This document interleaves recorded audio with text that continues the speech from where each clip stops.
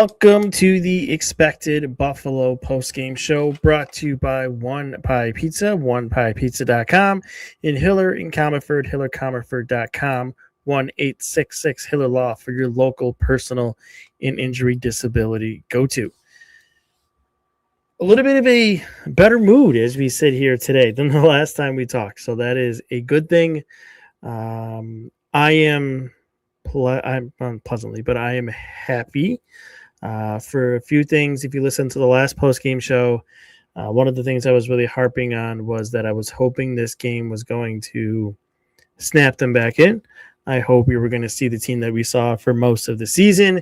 They were going to be focused. They were going to come out on time, and they were going to be up to the challenge and hopefully pick up a win that they needed. And all of those things happened. They started on time. They had a great first period where I thought they controlled most of the play at 5-on-5. They were solid throughout. I never felt they were in extreme danger at any point. I felt like they controlled Tampa Bay for the most part. Again, when the game was at 5-on-5, when you had the special teams, I think it was rough early, but they maybe calmed down as some penalties went along throughout that game. So that was good to see too. But overall, it's all of those things that you wanted to see. And coincidentally, a couple people reminded me that if you listen to the podcast that I did yesterday, I called out a few players, forwards in particular, that needed to score, and we got a handful of those players with goals. Alex Tuck, Josh Norris, Jason Zucker, Byram had 2 points in that game. I said we needed to get a little bit more from him. He had a great game. Ryan McLeod picked up another assist on the Tuck goal. Doan picked up a point on the Norris goal. So all of those guys I mentioned, I need to see a little bit more offensively and to make an impact. Make me look smart, I guess you could say, because all those guys showed up on the score sheet and were a reason why the Sabres skate out of here with a 4-2 victory. So as we always do, big picture, bring it down to the narrow stuff. So overall, like I said, I thought a strong game from beginning to end. Of course, there's the acknowledgement that there's no Hagel, there's no Cirelli. Hedman is, we'll see what that turns out to be for Tampa Bay. But, of course, Tampa Bay is missing a couple other key guys. The Sabres don't have Austin. They don't have Carrick. They're missing some guys of their own. But there's no denying the skill level that you're losing and the talent of Cirelli and Hagel. That goes into this. But I still thought that, like I said, I don't know. I think this is one of their better games defensively is maybe where I want to go with this. They just never felt truly threatened. Luukkonen made a couple of good saves when he had to, but I don't think he was ever under extreme pressure at any point throughout this game. So that's a credit to them. It really was a get well game for them. And usually those get right games, you do it against a bad team to kind of get your mojo back going. But this is a different way. You go against a team that is sitting above you in the division, a team that you could see whether it be the first or probably it could be the first or second round of the playoffs, and a team that you have some bad blood with going back throughout this entire season. So,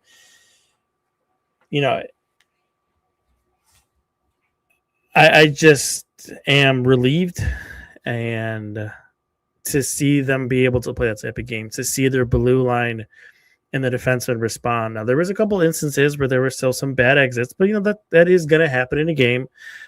In one instance, it resulted in the second goal. Krebs really has to get that puck over the line. I know a lot of people wanted to beat up Shen and Stanley on that, but I think that's more on Krebs. You're 2 feet from the blue line. That puck has to get out, inexcusable. So still some stuff to clean up, but again, it's going to happen throughout a 60-minute game. You're going to have some poor exits. You're going to have some turnovers. It's how you manage it and how you work your way through it. Your goaltender being there for you, and then your players kind of making big plays defensively when they had to. So good game overall.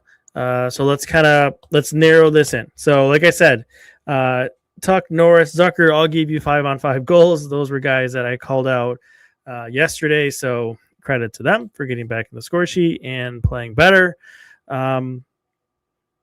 Zack Benson, I think, gets an extreme call out in this game. He was all over the ice. He was skating, the energy, just his full game.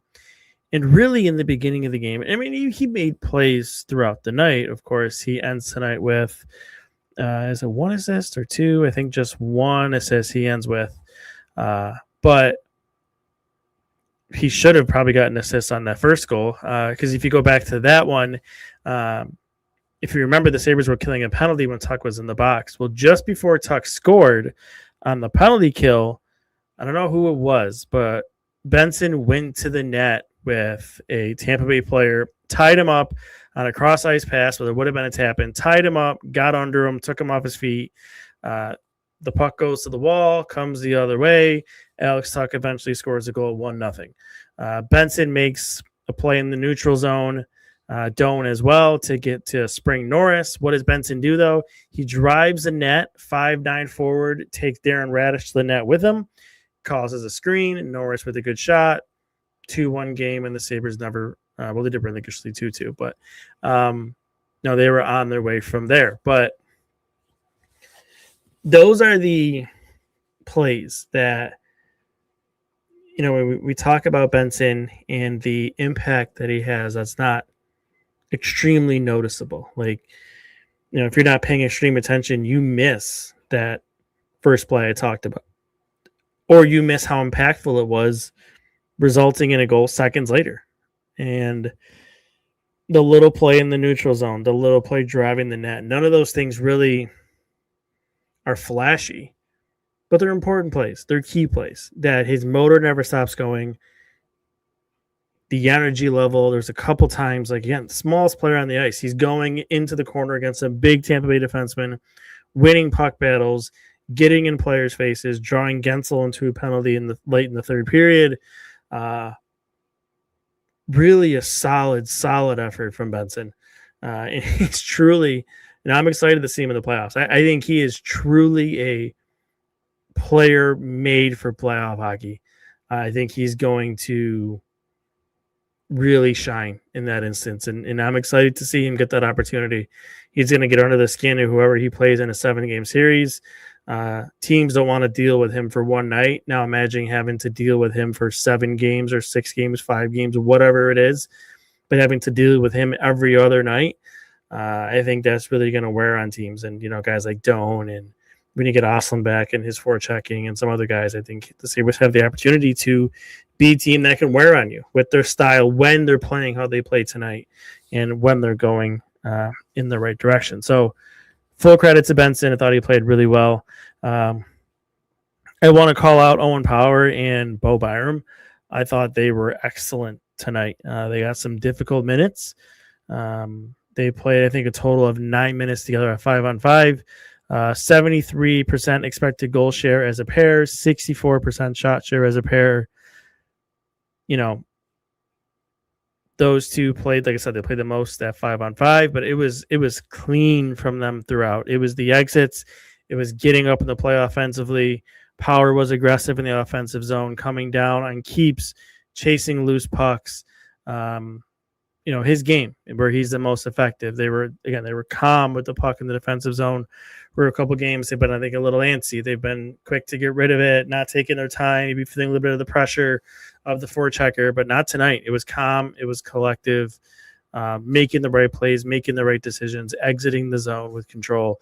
And when those two are doing that, you know, that really springboards this team, because most nights you're going to get a solid performance out of Dahlin and Samuelson as a pair. Now the numbers for those two weren't great tonight. I think they ended at a 23% expected goal share. But for the most part, you're going to get good performances out of them. So full credit to those two. Again, there's a couple guys I talked about yesterday that I think weren't playing their best hockey, and they got it going again tonight. So hopefully they can build upon that here over the last couple of games going into the postseason. I think it was a good test for the both of them to go against a team that you're going to see in the playoffs, a team that is a veteran team that's going to play a similar style to what you're going to see in the postseason, and be up to that challenge and to not, you know, crumble in it.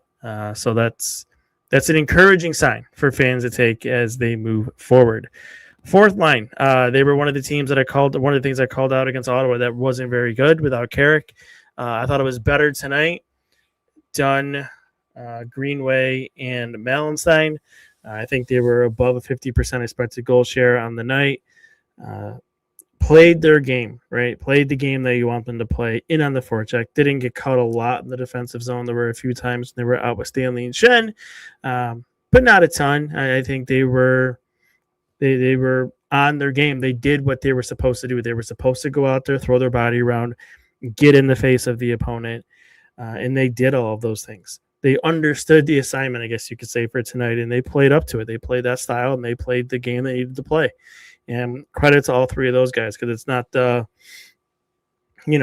it's not the best at times, but when you need them to play that style, when you need them to play that game, they can do that for you. So that's good, and hopefully we can keep that going for them as well. I guess I'll give Stanley and Shen their due. I think they were a 56% expected goal share as a pairing. There were some moments, for sure. Some rough turnovers, a couple icings. It wasn't pretty. But at the end of the night, I think you kind of got what you could ask for them. Nothing horrendous from them. They stepped up to the challenge physically when they needed to, especially early. Shen got into that. I think it was one of his first or second shifts of the game. Got right into a scrum there and set the tone for being involved in that game. He ran over, I think it was in the third period, when he ran over Perry to exit the zone with a puck. It's not going to be pretty all the time from them, and I don't think Shen's going to play a ton here. He's going to rotate him when you need him to, and we'll see how many more games he gets over these next 4. But credit where it's due. They held their own that you needed them to do. They played their role you needed them to play. So, they're deserving of a shot out there. Luukkonen, his net, right? His net now. 4 games left in the season. I would bet he probably plays 2 or 3 of them. Lyon, I'm sure, will get in again. We'll see if they give Ellis maybe the last game of the season, depending on how things go. But I think it would be pretty difficult for Lyon to wrestle away game 1 starter from Luukkonen.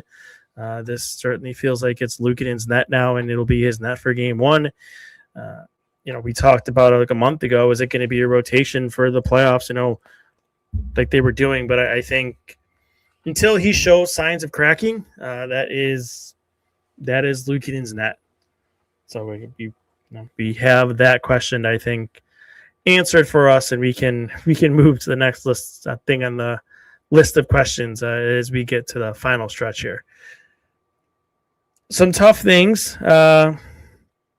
I think you could really tell that Tage was battling through something. Just didn't look comfortable, I didn't think. I think his skating was kind of off. And I give him credit for trying to push through it, to trying to grit through it, but just can tell he's not right. So that brings the question of, well, I know you're in a division race. I know you're in a race for the 2 seed. Maybe depending how tomorrow goes, and we'll talk about that in a minute, you have a back-to-back coming up with the Rangers and the Blue Jackets. Does it make sense to maybe give Tage off against the Rangers? And the weird thing is, I know New York is going right now. They beat Detroit on Saturday. They handled the Capitals. I think it was 7-1 or 6-1 on Sunday. So they're kind of feeling good about themselves right now. So I don't know if you want to go in there with a lesser lineup, it might come back to bite you. But at the end of the day, making sure that Tage is ready to go, I think, is the most important thing. So if he has to miss a game, if he has to miss 2, that's, is what it is. I'd rather have him 100% as close to for the playoffs as I can. If it costs me a game or 2, then so be it. And, you deal with that as you move along here. I see a couple questions in the chat about Oslin. I was not expecting, but thought it was a possibility that they would come back and he would skate with them today and, possibly get back in, or at the very least on Wednesday. I'm a little surprised he wasn't even on the ice. And the reason I say that is, I mean, everything I've heard on him is that he's, quote unquote, fine. It's nothing serious. It's nothing to be overly worried about. I think he'll definitely be ready for the playoffs. I think they'd like to get him in one of these games here or a couple games before he goes in. So we'll see. Maybe he can get in Wednesday or Thursday. We'll see if he joins the team here. If not, then he can maybe get in the last 2 games next week. But from everything I've heard, he'll be ready to go when the playoffs come around, if not sooner. A little bit of a weird one. Maybe they're just taking their time, which would make sense, like I just said, to make sure he's 100% ready to go. He's played a lot of games this year for the first time. So, making sure he's ready, like I said, is more important than anything else at this point. So, like I said, that brings us to looking ahead to tomorrow, because there are 3 games in particular of importance that impact the Sabres. The first one involves the team that the Sabres play tonight. The Tampa Bay Lightning, they travel tonight to go play the Ottawa Senators, who are trying to hold on to that final wild card spot. So Tampa Bay goes to Ottawa tomorrow. If Tampa Bay loses in regulation, the Sabres and Lightning are tied on points with the same amount of games played. Now, the Tampa Bay Lightning would still be in first place in the division. The 2 teams are tied on regulation wins, but the Lightning are +2 on regulation overtime wins.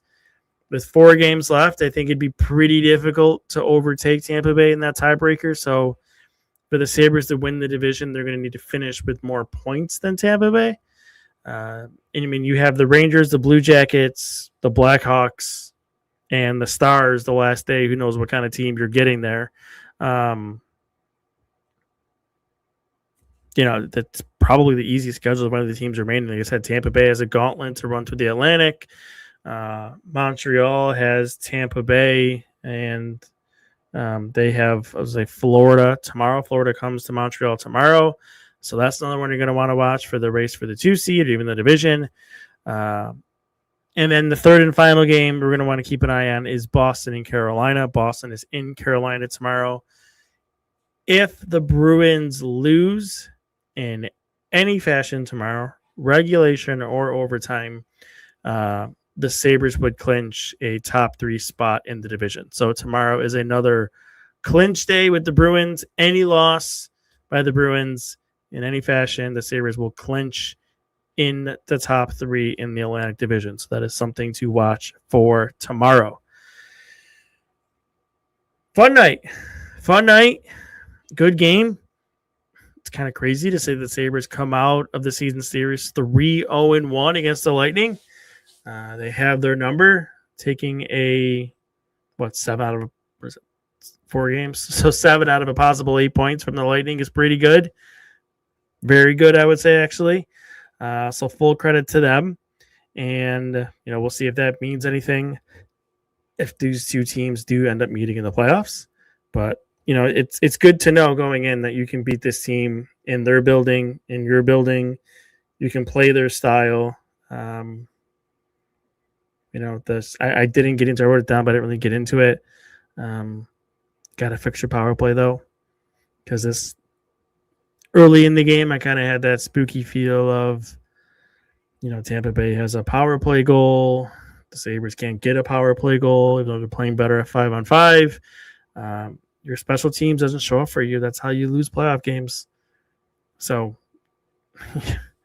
maybe you get the power play hot. If not, tighten up your penalty kill at the very least, and maybe get lucky in the power play with a couple of goals here and there, throughout the playoffs, and it's good enough for you. But special teams is one of those things that still needs to be cleaned up. All right, well, thank you for listening. I think that's really all I wanted to dive into and cover this evening. Said fun game, big win, good momentum builder. Definitely what they needed. Get everybody back kind of thinking straight again. 4 more games, see how things go, see how the seedings go. Relatively easy schedule, and we'll see where things end up shaking out. All right, everybody have a good night. Thanks for listening, and we will talk soon. See ya.